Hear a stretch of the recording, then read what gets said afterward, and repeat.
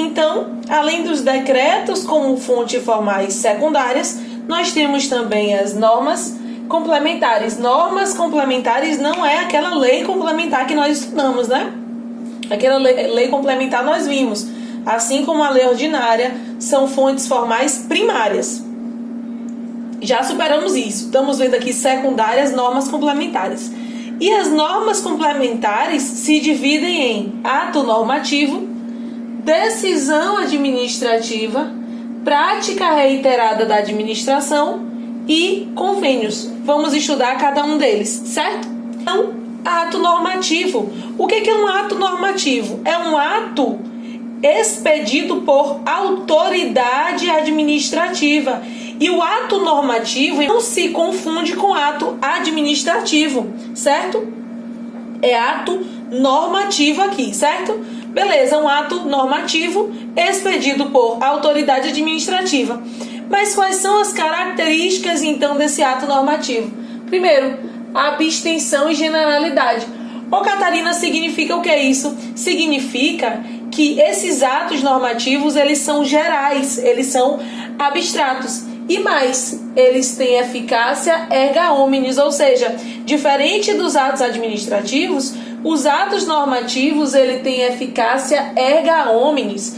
Eles não vão ser aplicados de forma individual, de forma específica, e sim por todo mundo. Quando a autoridade administrativa, no atributo lá de suas funções, exercer um ato normativo, estabelecer, um ato normativo, todos devem respeitá-lo, porque tem eficácia erga omnes. Além disso, esse ato normativo disciplina uma regra que já foi regulamentada através de decreto.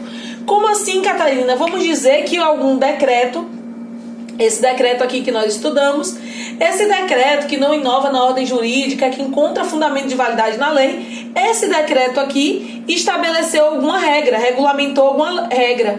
E aí, através de um ato normativo, essa regra estabelecida pelo decreto vai ser disciplinada aqui através do ato normativo, certo? Ô, Catarina, beleza, se não houver decreto, o ato normativo, ele pode regulamentar uma lei? Pode.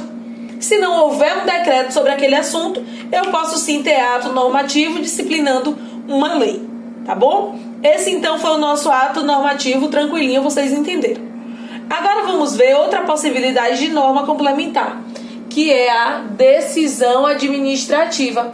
Decisão a gente já sabe o que é. Administrativa significa que é da administração, certo? E quando é que eu vou ter uma decisão administrativa? Quando a administração decidir de forma reiterada por 3 vezes sobre o mesmo assunto.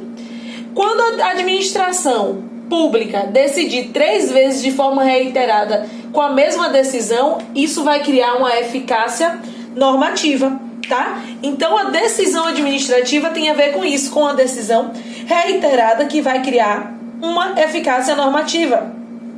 Vai ter então força de lei. Quando eu digo eficácia normativa, eu estou dizendo que ela tem com isso força de lei, tá bom? Ela é uma norma complementar. Ela é uma norma complementar, então ela acha o fundamento de validade onde? Acha o fundamento de validade na lei, né? Porque ela é secundária. As primárias acham fundamento de validade na Constituição e as secundárias acham fundamento de validade lá nas primárias, lá na lei, tá bom? Outra possibilidade de norma complementar, prática reiterada da administração pública. Quando a administração, quando os entes públicos sempre agem de determinada forma, fazendo pensar que aquela é a forma correta. Um exemplo aqui é o costume. Só que, de modo direto, eles não têm que o costume é uma das fontes formais secundárias, mas a prática reiterada da administração pública é, certo? Mas com outras palavras é isso. A forma como a administração pública sempre age faz presumir que aquele ali é o jeito correto, tá bom? E a última possibilidade são os convênios. Catarina, mas nós vimos o convênio lá nas fontes formais primárias. Mas eu deixei para falar aqui com vocês mais sobre os convênios, porque, em verdade, os convênios são fontes formais secundárias. Lá na primária eu falei para vocês do ICMS.